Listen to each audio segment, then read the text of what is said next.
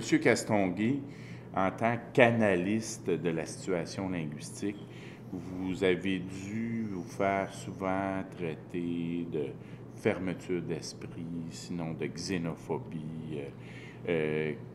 Comment vous êtes-vous senti? Quelle a été votre réaction? Prophète de malheur, bonhomme 7 heures, etc.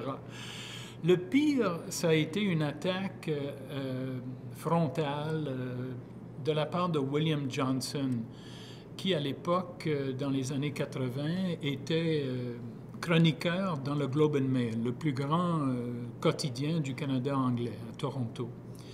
Johnson a signé une série de 5 chroniques où il attaquait mon intégrité professionnelle et m'a traité mon travail de, en anglais, highly biased political tracts masquerading as scholarly analyses.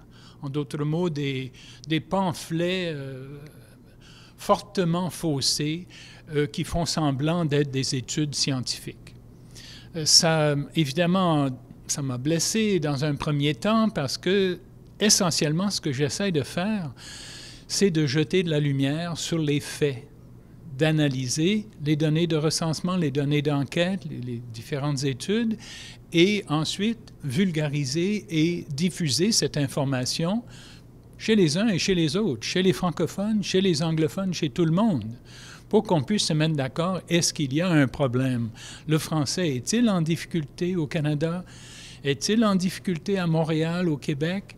Et bon, et après ça que le débat commence. Mais mon rôle à moi, comme scientifique, je le voyais comme étant quelqu'un qui cherchait à déblayer le terrain, à éclairer les questions, les difficultés s'il y en avait, et de les diffuser, informer la population là-dessus. Alors j'ai écrit une lettre au Globe and Mail qui commençait par la phrase suivante.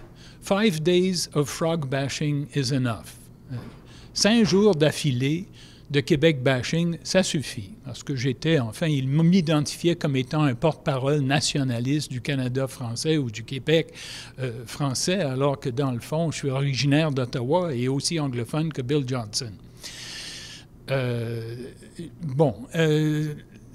La page éditoriale, l'éditeur de Globe and Mail a publié ma lettre, mais a supprimé la première phrase. Alors là, je me suis plaint au Conseil de presse de l'Ontario, qui m'a invité à Toronto, à ses frais, à l'hôtel Royal York. J'ai passé une bonne nuit, merci. Et j'ai été entendu, par la suite, ma plainte a été entendue en présence de Bill Johnson, qui a donné son point de vue également. Tout ce que le Conseil de presse avait à trouver dans ce que Johnson avait écrit, tout ce qu'ils avaient à dire, c'est que le Globe and Mail aurait dû publier toute ma lettre. C'est la seule satisfaction que j'ai obtenue du Conseil de presse de l'Ontario et du Globe and Mail. Quant à Johnson, vous pouvez être sûr qu'il ne s'est jamais excusé, au contraire. Il a récidivé, et comment? Alors, la liberté de parole, c'est une fort belle chose.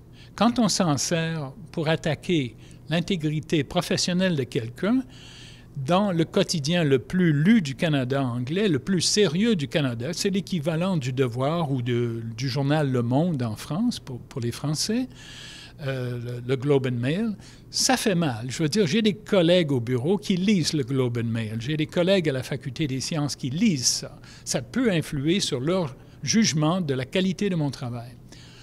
Aucun recours. Le frog bashing, saison est ouverte.